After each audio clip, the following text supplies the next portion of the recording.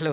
అందరూ నమస్కారం. Movie review 'పరమ సుందరి' 2024 రిలీజ్ అయింది. అమెజాన్ ప్రైమ్‌లో స్ట్రీమింగ్ అవుతుంది. ఇది ఒక లవ్ రొమాంటిక్ మూవీ.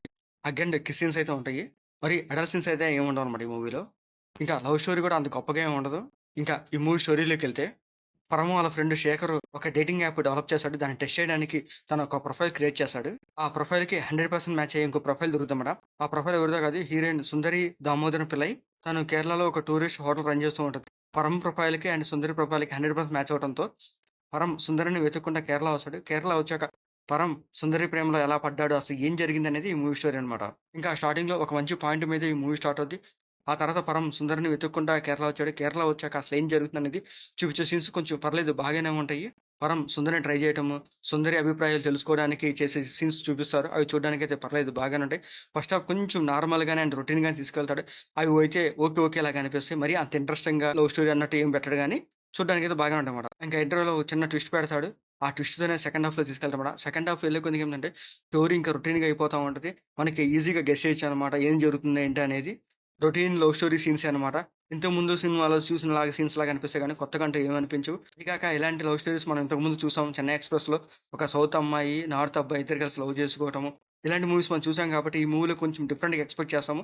కానీ వీళ్ళు అవే రొటీన్ సీన్స్ పెడతారు గానీ కొత్తగా అంటూ వాళ్ళు ట్రై చేయరన్నమాట. ఆ సీన్స్ చూసినప్పుడు మనం ఎక్కడ కనెక్ట్ అవ్వం. ఏదో ఓకే. ఓకేలా కనిపిస్తది తప్ప గాని, మనకి ఆ సీన్స్ హైలైట్ అవ్వటం గాని, అక్కడ ఉండే లవ్ సీన్స్ మనకు కనెక్ట్ అవ్వడం అట్లాంటివి అనిపించవనమాట. ఇంకా ఈ మూవీ క్లైమాక్స్ కూడా వెరీ రొటీన్‌గానే ఉంటది. మనం రెగ్యులర్‌గా చూసే లవ్ స్టోరీలో ఎలాంటి క్లైమాక్స్ ఉంటదో, ఈ మూవీలో ఎలాంటి క్లైమాక్సో ఈ మూవీ ఎండ్ చేసేస్తారు. ఇంకా కొంచెం డిఫరెంట్‌గా ఏదైనా ట్రై చేస్తారని ఎక్స్‌పెక్ట్ చేశాను గానీ, అలాంటియేం లేకుండా ఒక సింపుల్‌గానే మూవీ ఎండ్ చేసేస్తారు. ఇంకా ఈ మూవీలో ఆర్టిస్టుల విషయానికొస్తే, పరంగా సిద్ధార్థ మల్హోత్రా చేశాడు. తన యాక్టింగ్ అండ్ పెర్ఫార్మెన్స్ పర్లేదు బాగానే ఉంది. మరీ అంత ఈ మూవీకి హైలైట్ అయినట్టు లేదు గానీ, ఓకే. ఓకేలాగా అనిపిస్తాయన్నమాట.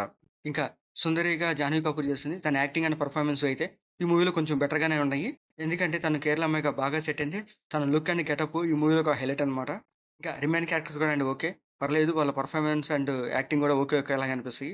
ఇంకా ఈ మూవీలో మ్యూజిక్ కూడా పర్లేదు బాగానే ఉంటది.